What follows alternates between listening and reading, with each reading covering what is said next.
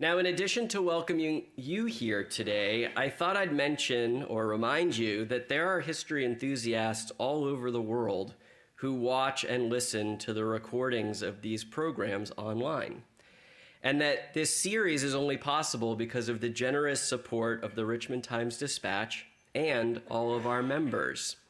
So if you enjoy these programs, and I'm really speaking to the people who are watching the recorded version of this, and would like to support them by becoming a member, you can do so at our website, www.vahistorical.org. And now it's my pleasure to introduce today's program.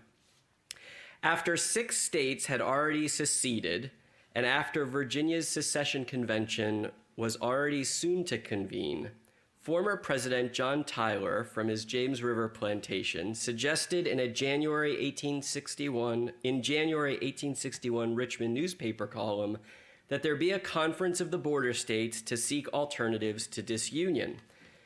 The Virginia legislature expanded the invitation to all states, whose 131 delegates convened at the Willard Hotel in February for what became known as the Old Gentlemen's Convention, with Tyler presiding. Other Virginia statesmen who attended include future Confederate War Secretary James Seddon and former U.S. Senator William Cabell Rives. Typically, the convention is briefly dismissed as a failure, but actually it played an important role in slowing the secession crisis and facilitating Abraham Lincoln's safe installation into the presidency. Mark Tooley is president of the Institute on Religion and Democracy in Washington, D.C., a think tank examining religion and politics where he's worked for 22 years. He's also editor of Providence, a journal of Christianity and American foreign policy. A graduate of Georgetown University, he previously worked for the CIA, but he can't tell us what he did. He's a lifelong Northern Virginian and a lifelong Civil War buff. His articles on history, religion, and politics have appeared in the Wall Street Journal, Detroit News, Newsweek, Weekly Standard, Washington Examiner, and other publications. The Piece That Almost Was is his 3rd book. So please join me today in giving a warm VHS welcome to Mark Tooley.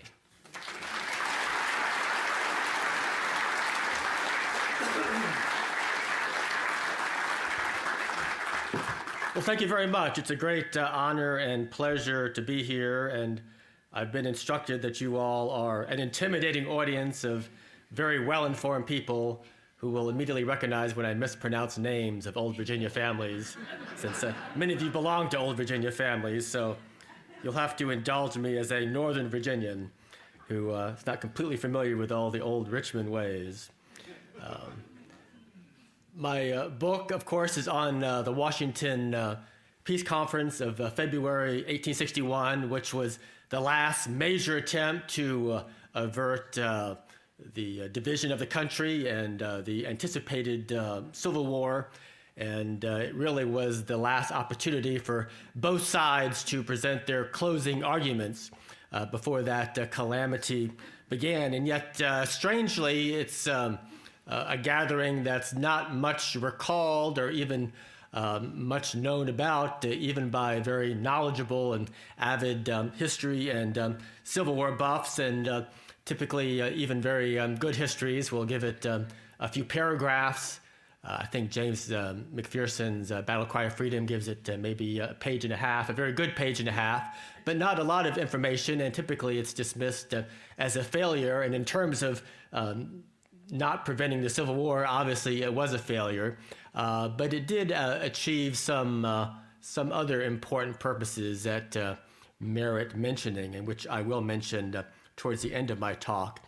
But going back to that time in early 1861, obviously the country is in crisis, in a spiral. As mentioned, 6 states already have seceded in the Deep South. 7th, Texas, would very shortly secede. The outgoing president has only a couple of months in office and does not want to intrude himself very much into the situation. And literally no one knows what's going to happen next year, next month, even next week regarding the country. And so stepping into this power vacuum in January of 1861 is an old Virginia statesman who's been retired for 16 years at this point and hadn't been very much heard from. And that's John Tyler, who had been the first president to take office by virtue of his predecessor's death, and very helpfully and with dignity and effectiveness had established that peaceful precedent of the vice president stepping in to the fold, and had left office not very popular, and a man without a political party, and who was very pleased by the fact that he was very independent and not beholden to any special interest in his mind, and of course had named his plantation near the James River Sherwood Forest in honor of Robin Hood, someone who stood against the special interest. He had literally known the founding generation. His father had been governor of Virginia in the Revolutionary War period, had been personal friends of Patrick Henry and almost all of the other old Virginia founders. John Tyler, who was born in 1790, was old enough to have known many of the founders himself, certainly James Madison and Thomas Jefferson, among others. I didn't put it in my book, but I'm just certain he must have met George Washington as a boy at some point. And so he felt very connected to the nation and felt a sense of personal responsibility and obligation that he must step forward and offer one last chance for the salvation of the Union. And so he writes this letter to a Richmond newspaper proposing that there be a convention, not of all the states, but of the, he called them the border states, the upper South and the lower Midwest, what he would consider the reasonable forces, excluding the firebrands of the deep South and the New Englanders and the arch Republicans of the upper Midwest. And he thought if these reasonable voices could be put together in the same room, perhaps some compromise could still be achieved. The Virginia legislature likes and endorses the idea, along with Virginia's governor, but they expand it in a way that Tyler personally disapproves by issuing an invitation to all the states to attend a peace convention. So he's stuck with that idea, but he is commissioned by Virginia's governor to head north to meet with President Buchanan and to ask that this proposal be advertised nationally by the president and by the Congress for this national peace conference. He takes a train from Richmond up to Washington in that January of 1861, and I speculate that as a very knowledgeable man and as a former commander-in-chief of the Armed Forces of the United States, he must have known as he was going up what we now know as the I-95 corridor, that he must have known that these would be the great battlefields of the war to come if this peace convention were to fail in its purposes. His idea is, in fact, heartily embraced by President Buchanan. It's advertised to the Congress. They don't formally endorse it, but nonetheless, the invitation goes out. And despite the lack of effective transportation for the time, events unfold very, very quickly.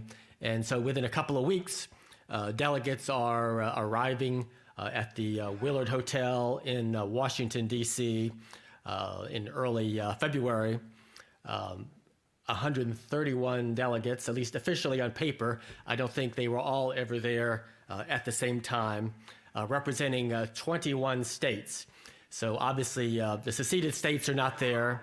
Arkansas never gets around to sending a delegation. The West Coast states obviously don't have time to send anybody. Some of the upper Midwest states are so very Republican and suspicious of this idea coming out of Virginia that they decline to participate. But most of the other states, including even very Republican New England, decide that, yes, it is worth it, even despite our suspicions that this is a Southern and Democratic Party conspiracy to overturn or to outflank the results of the 1860 election, we should nonetheless participate, or at least go as watchdogs to prevent further damage from being inflicted. So the peace conference was very much a child of Virginia, having been thought up by a son of Virginia and advertised in a Virginia newspaper and endorsed by Virginia's government, and Virginia itself sent a delegation of 5 very distinguished people. But the leading politicians of the day were present for the peace conference, and it's a little bit startling to read who was there, because you don't recognize their names by and large, even though they were the major political personalities of that time. But the enormity of the events that would very shortly follow have overshadowed who those people were. And so that today, with very few exceptions, their names are not very recognizable to us. But they included, of course, President Tyler himself, who immediately was elected president of the convention and would preside over it at the Willard Hotel.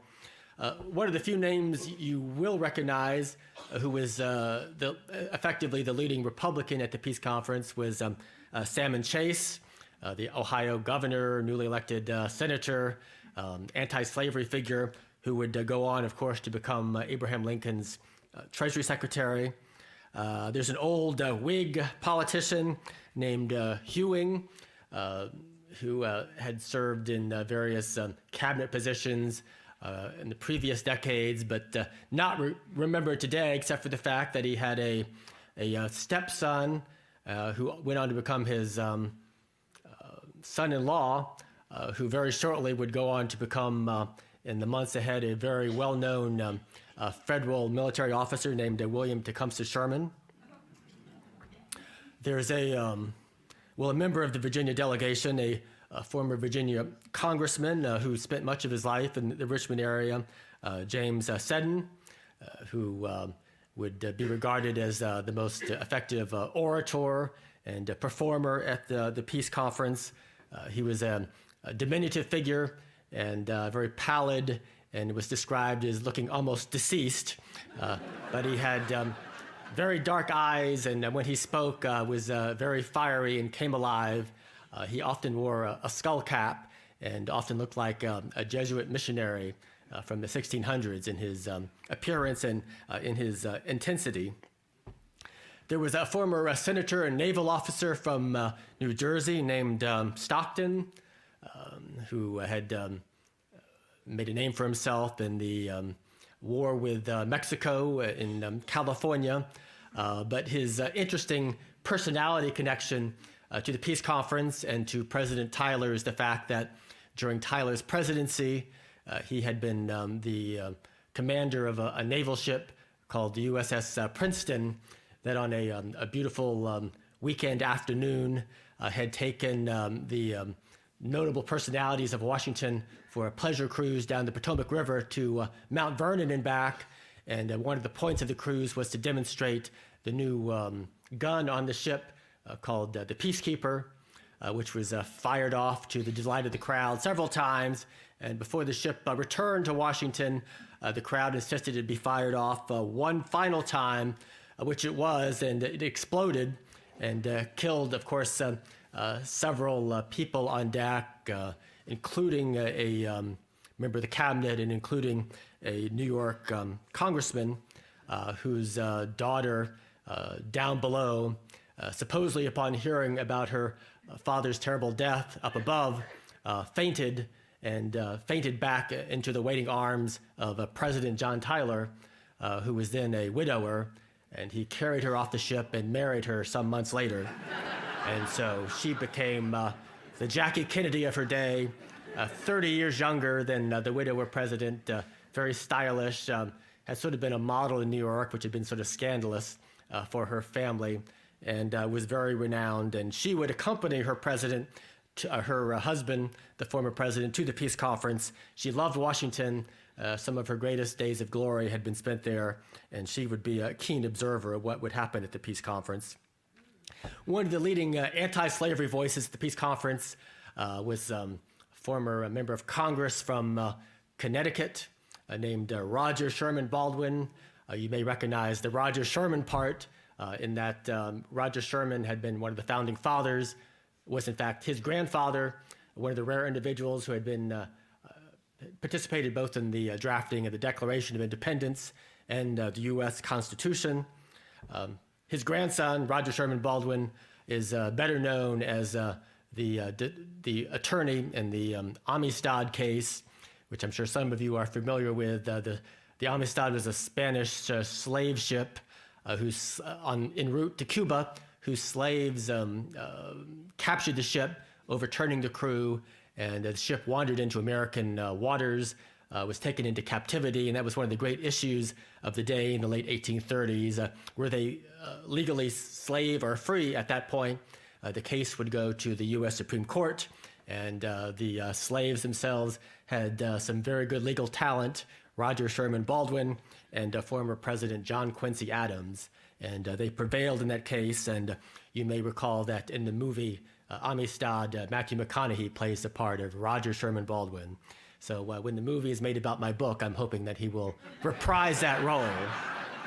He's aged into the proper period of life for that.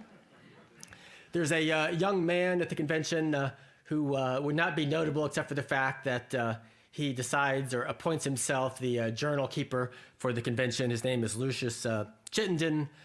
He was a young Republican from New England who would have a minor role in the Lincoln administration, but he somewhat grandiloquently, if that's the right term, or melodramatically decides the peace conference could be the equivalent of the Constitutional Convention of 1787, and of course a record must be kept, and perhaps he could be the equivalent of James Madison by keeping the journal by which everyone would recall the events that occurred. He was honest about what he was doing. He announced to his fellow delegates he would be keeping a journal since no official journal would be kept, and there were some protests among the delegates. Reporters and observers were being kept out of the convention hall. There were 2 Washington policemen posted at the door to ensure that was the case. But President John Tyler, always a model of decorum and dignity, instructs the delegates that, of course, they have no authority over what the individual members may or may not do. And so, of course, Mr. Chittenden may do as he please, as he did. And without his journal, we would not have a detailed record of what happened at the peace conference. Henry Clay's son, the former congressman, was there. Unfortunately, the great figures like Henry Clay himself and Daniel Webster's and others of that generation, the first tier of that generation, have passed away and over the last few years. And so what you have here at the peace conference are, unfortunately, the more second tier of that generation, sort of the filler generation, I call them, between the founding fathers and the emerging new Civil War generation. And then finally, the other members of the Virginia delegation, former Senator Rives from Virginia, from the Charlottesville area, a former diplomat, ambassador to Paris, very much a distinguished aristocrat. His descendant and biographer wrote a wonderful book about him, which was presented here just last year. And he was someone who very much favored preserving the Union if possible. And then there are 2 other members of the Virginia delegation, one of whose names I will mispronounce, so I apologize in advance. John Brokenbrough, some of you know better, but he was a lawyer, a judge, a Democrat, taught at what was then called the Lexington Law School. And in fact, it would be he who would invite former General Robert E. Lee to become the president of what became Washington and Lee in Lexington after the war. And the other Virginian, who would actually become a West Virginian, was George Summers, a former congressman and unionist, originally from Fairfax County. And he certainly opposed and would continue, I believe, to oppose secession even after the peace conference. Well, I tried to discuss a lot of the other personalities who were involved with the peace conference. I didn't want to just present a dry history of the proceedings of the convention. And the other personalities would include, of course, President Buchanan himself, just a couple blocks away in the White House with only a month left in his term. Opposed secession, of course, but did not think constitutionally he had any power to prevent it. There's his niece, who functioned as his first lady since he was a bachelor, Harriet Lane. And to her credit, she has even now kept the Washington social life somewhat intact, and is sort of, to the extent possible, a figure of unity, and puts on the final monthly White House reception that February during the peace conference, which the peace delegates themselves attend. There's old General Winfield Scott, who's been around since before anybody can remember. He is, of course, a native of Virginia himself. He would, and I did not realize this, but it was actually to a peace conference delegate to whom he said this famous remark, but he was an arch unionist and said that he would gladly manure the fields of Virginia with the blood of its sons before he would allow the collapse of the Union that he had so long served. He, seeing the crisis unfolding, had moved the U.S. Army's headquarters from New York City to Washington, D.C. in December, and opened up in an office across from the White House next to the Winder building that's still there on 17th Street, and would place himself effectively in charge for security of the federal Capitol during the peace conference and in the lead up to Lincoln's inaugural. I call him sort of the J. Edgar Hoover of his day. He had been around forever, and no one challenged him, and he really was, in the absence of any kind of civilian security service or effective police force, he was in charge of security at that time before the Civil War would break out in Washington, D.C. Stephen Douglas, the senator from Illinois, presidential candidate, failed presidential candidate in the 1860 election, is not himself, interestingly, a peace delegate, but is interacting with the delegates, of course. There's William Seward, former governor, now senator from New York, leading Republican, had tried to be the Republican presidential candidate of the year before, of course, defeated by Lincoln. Not himself a peace delegate, but certainly very involved in watching and interacting with the delegates and hosting Abraham Lincoln when he would arrive in town. There's the outgoing vice president, John Breckinridge, who, again, was himself also a failed presidential candidate the year before, and would soon become an official in the new Confederate government, and in fact, would be a general in the Confederate Army with Jubal Early trying to capture Washington, D.C. in the summer of 1864, just 3 years later. But at this point, he's the vice president of the United States, and he was going to preside over the ratification of the presidential electoral college vote in the coming days, and typically pro forma and not getting a lot of attention, but all kinds of conspiracy theories and rumors are swirling in Washington. Will that vote actually take place? And how will he behave in that role? There's Charles Francis Adams, the Massachusetts congressman, son of John Quincy Adams, grandson of John Adams, who implores the state of Massachusetts to participate in the peace conference over against the opposition of their famous abolitionist senator, Charles Sumner. There's a New York congressman named Daniel Sickles, later to go on to fame or infamy in the Civil War. He lost his leg at Gettysburg, and famously would, for decades later, go to visit his leg at the U.S. Army Medical Museum, which is still on display today, which I have yet to go see. The museum has a new headquarters. So he's famous for losing his leg. He's also famous for his many scandals, one of which was just a couple of years before the peace conference, when he had shot his wife's lover dead in Lafayette Park across from the White House in broad daylight. And when charged at his murder trial, he hired a brilliant lawyer named Edwin Stanton, who would go on to be the Attorney General of the United States at the time of the peace conference, and of course better known as Abraham Lincoln's war secretary.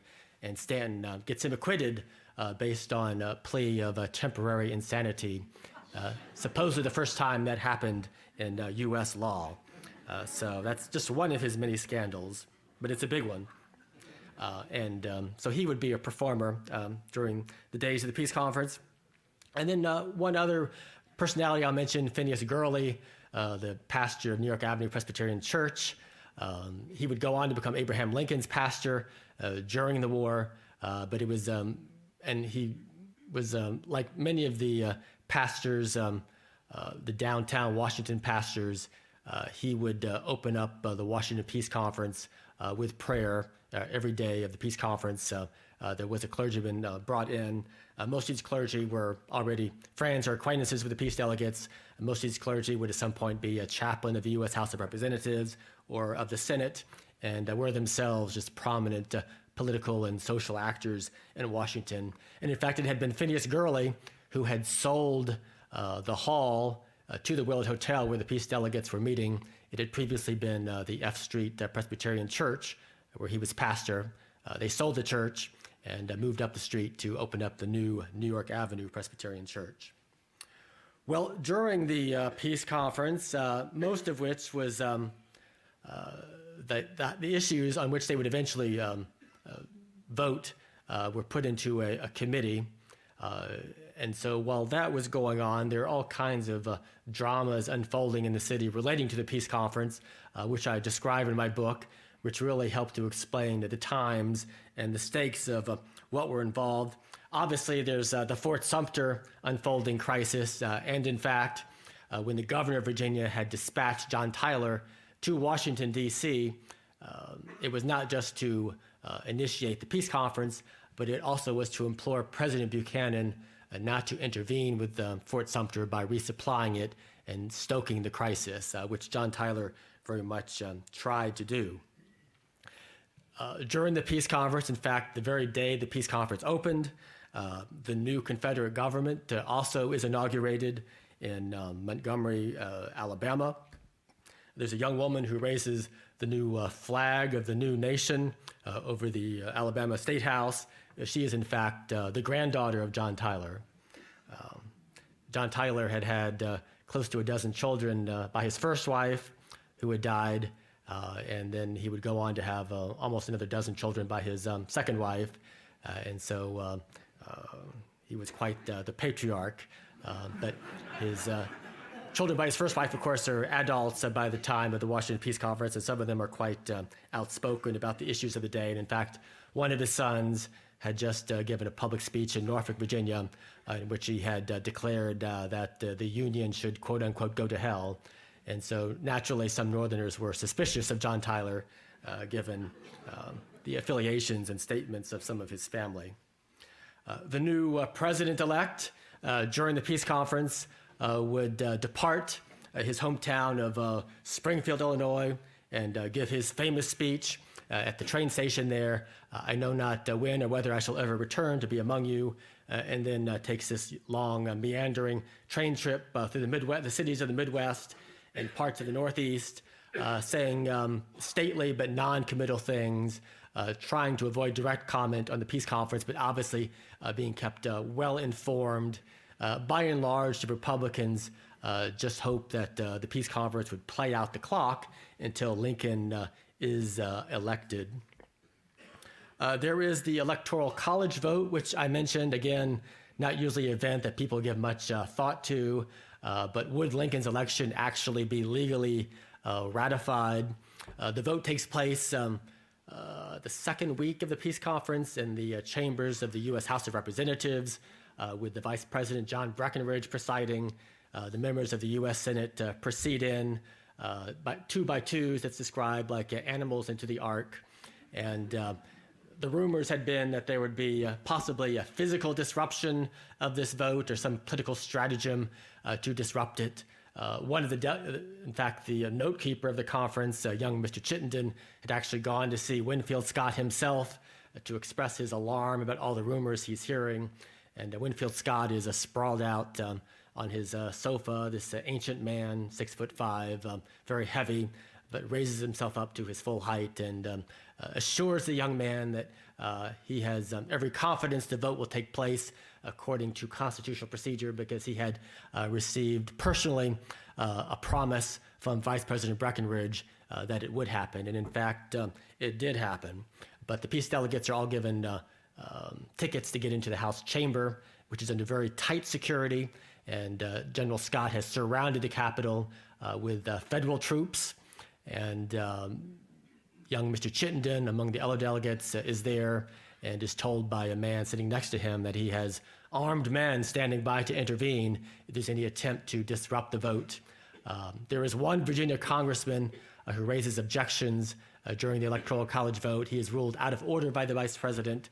Lincoln is officially elected. The members of Congress march out, and members of the audience up in the galleries, many of them began to shout their protest over what has just happened and their protest over what they view as a state of almost martial law imposed by General Winfield Scott with his heavy troop presence. And General Scott is denounced as a military dictator, et cetera, et cetera. And young Mr. Chittenden, as he makes his way back to the Willard Hotel afterwards, claims that the streets are so raucous that his carriage taxi can barely make its way up Pennsylvania Avenue. He may have been exaggerating, but that does illustrate the tensions of the time. Well, there's also the preparation for Lincoln's inauguration, and that is certainly a chief concern for General Scott and others. And Lincoln himself would soon arrive at the Willard Hotel in advance of his inaugural ceremony. There's also a interesting but peculiar controversy over George Washington's birthday celebration, again illustrating just how divided the country is, but it actually involves the peace conference in that Congressman Sickles, later General Sickles, makes a motion in the House of Representatives that he's a strong unionist, and he makes a motion that George Washington's birthday should be celebrated with special vigor in the nation's capital this year. His purpose is obviously being to generate Union sentiment and perhaps to intimidate the South with a military display in the streets of Washington, D.C., including the Southern delegates at the peace conference. So preparations are made for a military parade, which old John Tyler at his hotel, and he did not stay at the Willard, he stayed at his favorite hotel, Brown's, down the street, finds out about these plans the night before, is distressed, if not horrified, and sends a note of immediate protest to President Buchanan. And of course, this George Washington's birthday parade must be canceled. It would be seen as an intimidation and an affront to the Southern delegates and would be disruptive to the peace conference. President Buchanan, being President Buchanan, is intimidated and flustered and cancels the parade that morning, even as the military units are assembling on Pennsylvania Avenue in front of the Willard Hotel, and the crowds are lining the streets. And so the military units are marched back to their barracks, except for the Washington, D.C. militia, who do proceed in their own smaller version of a parade. Congressman Sickles is so upset, he runs to the White House to protest personally, and President Buchanan, being President Buchanan, is intimidated and flustered and changes his mind. The parade is back on, and so the Army units and Navy units are reassembled in the streets of Washington. It's too late for the Marines. They're all the way out at their barracks in southeast D.C., where they still are today. So too late, but there is a second Washington's birthday parade that afternoon that marches by the Willard Hotel, by the White House, where it's reviewed by President Buchanan, Winfield Scott, and others. And of course, that is much mocked and ridiculed the next day in the nation's newspapers around the country. Well, in terms of the peace conference itself, the arguments are pretty succinct. This Mr. Ewing, the old Whig from Ohio, makes a point shared by many of the Northern delegates, that the issue of slavery, although he personally disapproves of slavery, it's not the business of the North, and they shouldn't even be discussing it. It's the business of the South. Let them adjudicate it. Old Commodore Stockton from New Jersey makes the point that the election of Abraham Lincoln and the Republicans in 1860 had been not just an aberration, but a disturbing aberration, which he likened to the Puritan Revolution in England in the 1640s, fueled by religious zeal, and the country could not contain it unless it were to recede. A delegate from New York, a Democrat, insists that Lincoln was not elected on the slavery issue, but on other issues, explaining his 40,000 vote margin in New York. Roger Sherman Baldwin from Connecticut, the anti-slavery figure, insists that the forces of freedom could not compromise indefinitely or constantly appease the forces of slavery. James Seddon from Virginia is himself the most ardent pro-slavery spokesman at the peace conference. As you know, as I mentioned, the Deep South states are not represented here, just the Upper South, and most of them express their thoughts on slavery in more moderate terminology. But Seddon is kind of the exception in that he has vast land holdings in Louisiana, many, many slaves in Louisiana, and so in many ways he is the voice of the Deep South at the convention. And he insists that slave owners have a constitutional right not only to retain their own slaves, but to expand slavery into the Western territories. And of course, that's the major issue of contention at the peace conference and before the nation, in that the Republicans had been elected a platform of not contesting slavery where it existed, but refusing to countenance the spread of slavery into any of the Western territories. So how would the peace conference handle that issue is the big question. Well, they talk and they talk and they talk and they talk, and their eventual compromise proposal is being crafted into committee in which each state is represented. Meanwhile, Abraham Lincoln finally arrives in Washington. As you know, there had been rumors of an assassination plot in Baltimore, so he slips through Baltimore very early on a Saturday morning and checks into the Willard Hotel early that morning. In fact, one of the peace conference delegates has to give up his suite to accommodate Lincoln. Their reservation system must not have been very competent.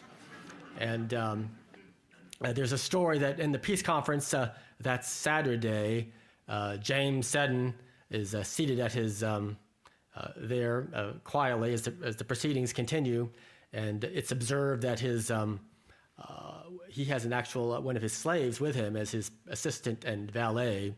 And he comes in quietly and hands Mr. Seddon a note, which he opens up and reads quietly.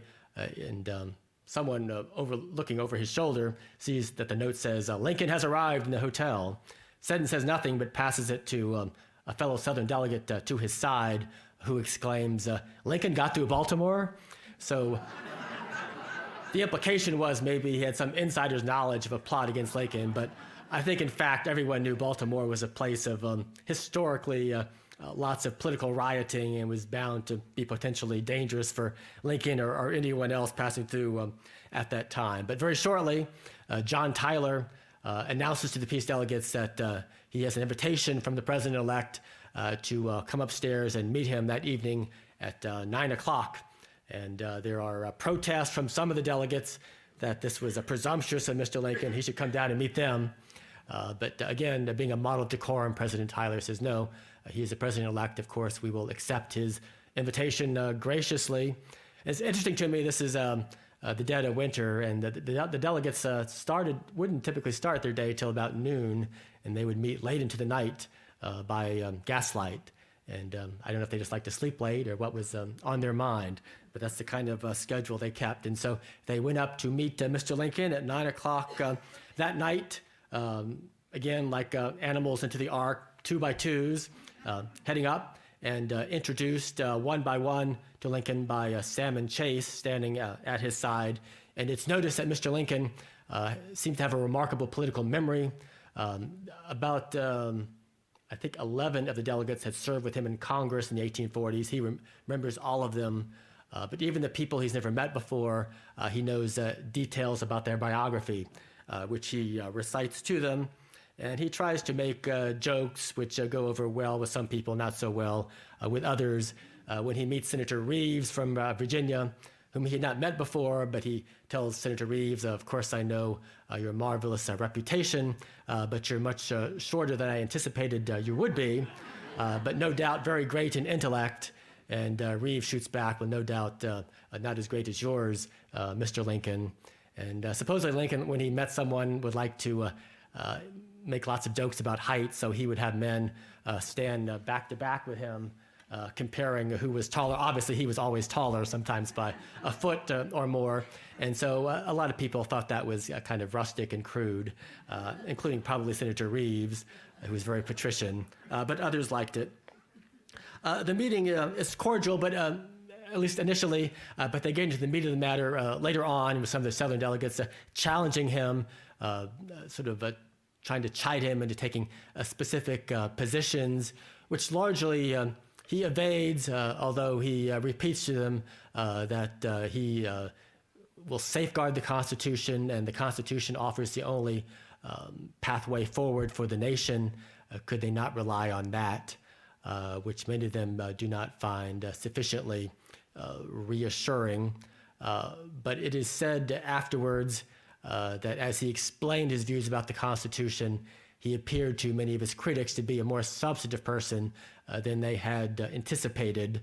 And Senator Rives himself would write his son afterwards that Lincoln clearly meant well, that he told lots of stories and jokes, but clearly he doesn't appreciate the seriousness of the situation, which was unfair because Lincoln did, but that was just his political manner of trying to put people at ease. But supposedly Rives also said at the time that Lincoln may not be a James Madison, whom he had known, or an Andrew Jackson, whom he had also known, but clearly he was going to be a strong figure and his own man in the presidency and should not be underestimated. Well, that was on Saturday. The next morning, William Seward walks down to the Willard Hotel and takes Lincoln up to his church, St. John's Episcopal Church, for Sunday services. Washington doesn't recognize Lincoln because he now has whiskers for the first time, and they sit quietly in the back of the church until Seward introduces him to the pastor. Then the buzz begins, and people are chatting and whispering about Lincoln. A woman is quoted in the Washington newspaper the next day, Lincoln is a much more handsome man than she had been led to expect. Not typically a comment you hear about Lincoln. Lincoln has brunch or lunch at Seward's house there in Lafayette Square, where, of course, Seward himself would be nearly slashed to death 4 years later on the night of Lincoln's own assassination. The peace conference begins again that Monday morning, and on Tuesday they begin voting on their final compromise proposals, which essentially would, in their efforts to cleave the Union together and perhaps induce the seceded states back into the Union, would, through a series of constitutional amendments, affirm slavery where it exists, allow slavery to expand under the terms of the old Missouri Compromise, basically into the Southwest territories, which was a big issue of contention, ban slavery in Washington, D.C. Ban slavery in Washington, D.C., but only with the permission and approval of neighboring Virginia and Maryland. Mandate constitutionally enforcement of fugitive slave laws, reimburse slave owners for their escaped slaves with funds from the federal government, and essentially protect all of these amendments with a guarantee they could not be revoked from the Constitution except by unanimous consent of the states. So this committee had put these proposals together with each state represented. It was assumed, of course, they would go through. When they vote, as they're voting on each measure, it's not going through by the consensus that had been anticipated. In fact, it's more like 10 or 11 or 12-10. It's very divided. And finally, when they get to the issue of allowing slavery into the Western territories, it fails by 2 votes. And there's literally a hush in the hall, followed by, it's described as pandemonium, because they realize this means the collapse of the peace conference. So John Tyler gavels them into immediate adjournment for obviously an intense night of negotiations and lobbying in the Willard Hotel. According to one account, Lincoln may have met with some of the delegates that night. The question is, did he encourage any Republican delegates to switch their votes to allow this compromise package to go through? There's no clear evidence, but Illinois did the switch from negative to positive, with one of Lincoln's Republican friends making that possible. And he later told Lincoln that, I guess my career is over. In fact, it wasn't. And so the next morning when they vote, it all goes through, but very narrowly. And John Tyler thanks the delegates for their services to the nation. They thank the Willard Hotel for donating the conference space and the gas lights at a total cost of $735 across the 3 weeks. They adjourn with the package going up to Congress for consideration, and the expectation the delegates will march in Lincoln's inaugural parade, and that Tyler himself would lobby for the compromise package before Congress. Instead, Tyler leaves Washington immediately, and within a couple of days is here in Richmond, standing on the front steps of the Exchange Hotel with James Seddon at his side, and denounces the Washington Peace Conference as a worthless affair, a waste of time. Clearly, the North is not prepared to make the compromises needed to preserve the Union. The Virginia Convention to consider secession has already been in convention with John Tyler as an elected member, but in a holding pattern. Now it would move on with its work. When the Peace Conference proposals go to Congress, effectively, they're voted down in the Senate by 3-1. In the House, they don't even get to a vote.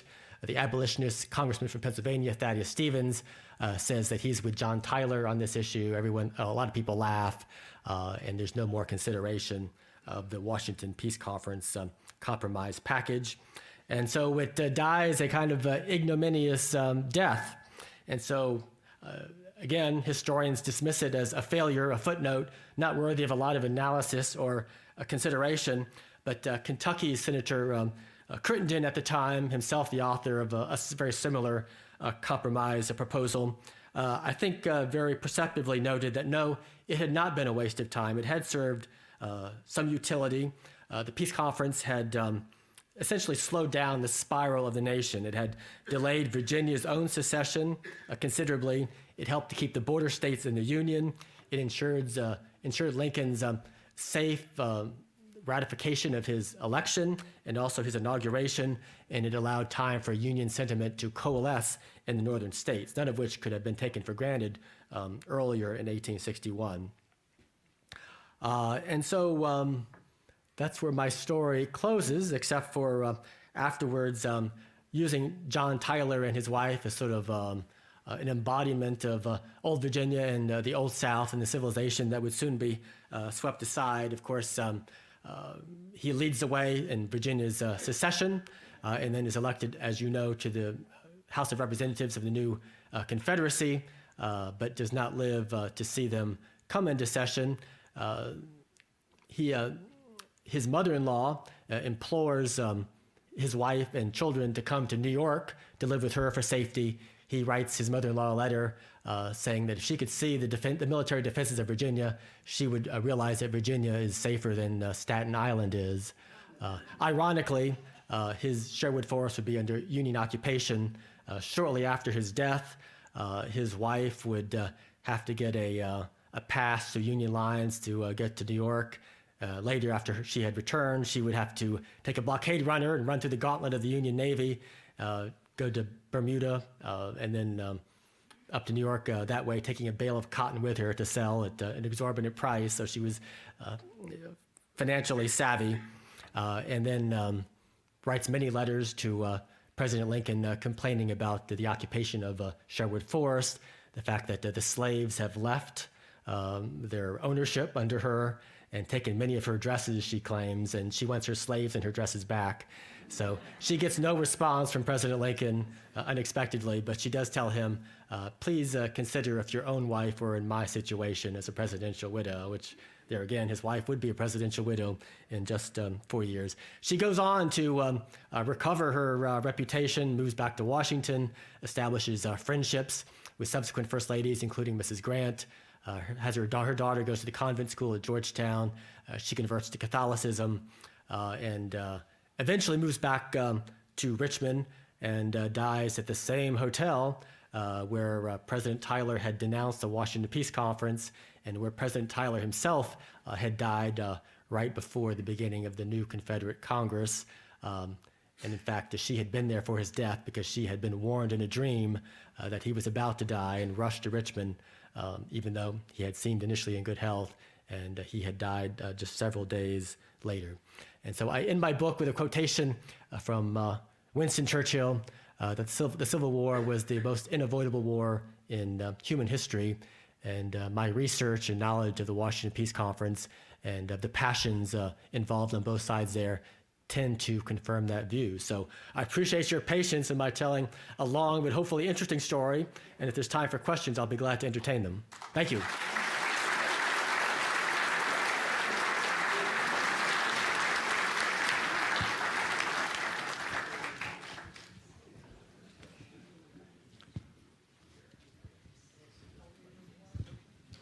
mentioned several ministers.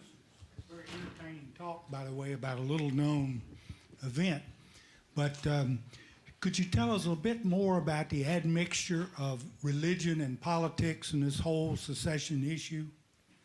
Well, I devote a whole chapter to the clergy who participated in the convention, just because I found it interesting and significant in that the Civil War in many ways was a religious civil war, and that way had been paved by the division of the major denominations over slavery in the years beforehand. And I share some of that story, and I explain how the clergy who delivered the prayers at the Washington Peace Convention, even though a number of them had been from the South, they all ended up being very pro-union and anti-slavery and remaining in Washington throughout the war, with one exception, a Kentucky pastor who ended up being arrested in Baltimore for supposedly harboring a Confederate officer. But I just found that very interesting that even these, for example, the priest at St. John's Episcopal Church, the Church of the Presidents, where John Tyler himself had endowed a permanent presidential pew, he was from South Carolina, but he remained pro-union, anti-slavery.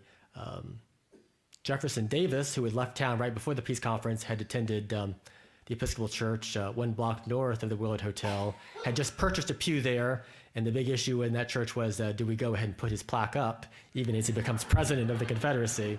The plaque doesn't stay up long, but the priest, who's himself Southern, is under suspicion and goes to see the War Secretary Stanton to demand exoneration, and Stanton essentially tells him, not only will I exonerate you, I will attend your church, and ends up sitting in Jefferson Davis's pew. So some irony there. Thank you for an interesting talk. I have a question about the selection of the delegates, number one. How were they selected? And number two, with the 6 states that had already seceded, was there any indication that those states would consider at all the result of the meeting in Washington, or would we have had a truncated Confederacy and then the Union? What was the best that could come out, I guess, is what I'm trying to say, of the peace conference? The delegates in some cases were chosen by the state legislatures, in other cases by the governor, which obviously was quicker. In terms of inducing the seceded states back, I think that was the dream or the vision of those who were most supportive of the peace conference, but there's no indication that was ever seriously considered. And of course, the fact that literally within hours of the peace conference, it's already being knocked down or rejected by the federal Congress and by John Tyler himself. There was really no time for seceded states to consider the proposals very seriously. And the newspapers of the seceded states were very dismissive of the peace conference from the very beginning as being destined to be fruitless.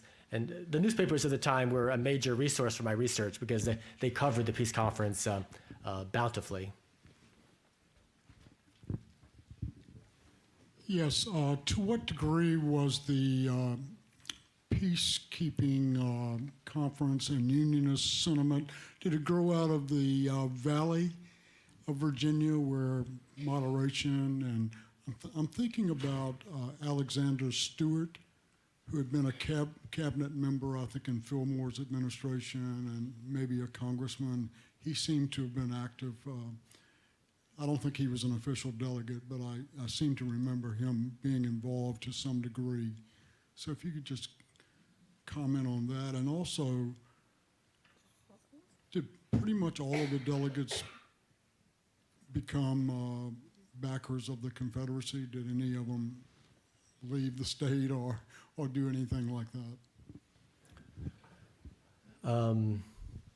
Of the 5 delegates from Virginia, Rives and Summers from Western Virginia, soon to be West Virginia, were considered the most unionist. Rives ultimately did go along with the Confederacy. Summers, I don't think he did. He remained in what became West Virginia. And in terms of unionist sentiment in the state, well, obviously the fact that Summers came from West Virginia, that reflected the heart of unionist sentiment in Virginia. Summers was from, as I mentioned, in Lexington, which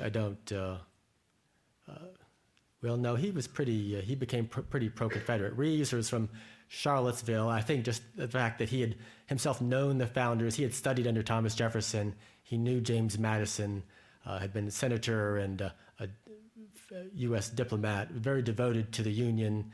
Fancied himself a man of the Constitution, which Lincoln appealed to when they met.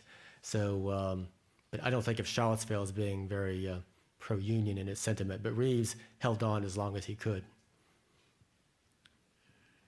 From what you're seeing, the Congress, did not take this whole resolution seriously, and they seem to be dismissive of the whole idea of secession, like it was almost like it would go away. What do you think?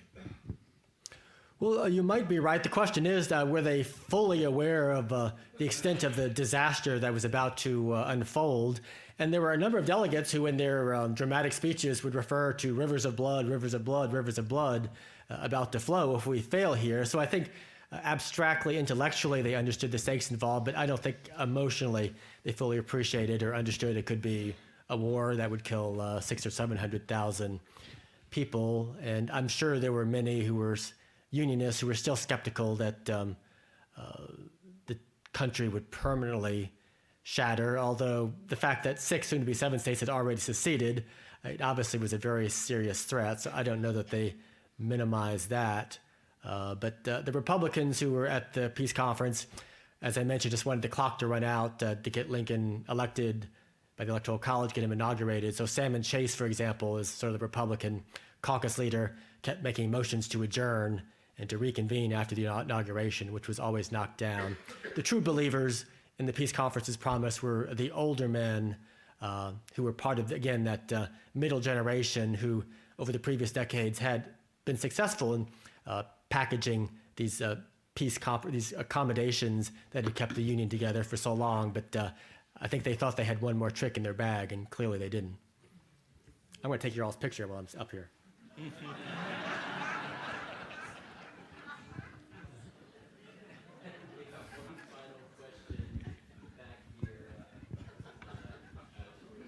Was there any consideration or in connection with the conference or as far as you know anywhere else to the idea of a peaceful separation that would have allowed the states to secede without a war? No, but there were Northern delegates who wanted the peace conference to specifically stipulate that there was no right to secession, and the Southern delegates would not go along with that. Almost to a man, they wanted to retain that option, including most of the Virginia delegates. Thank you.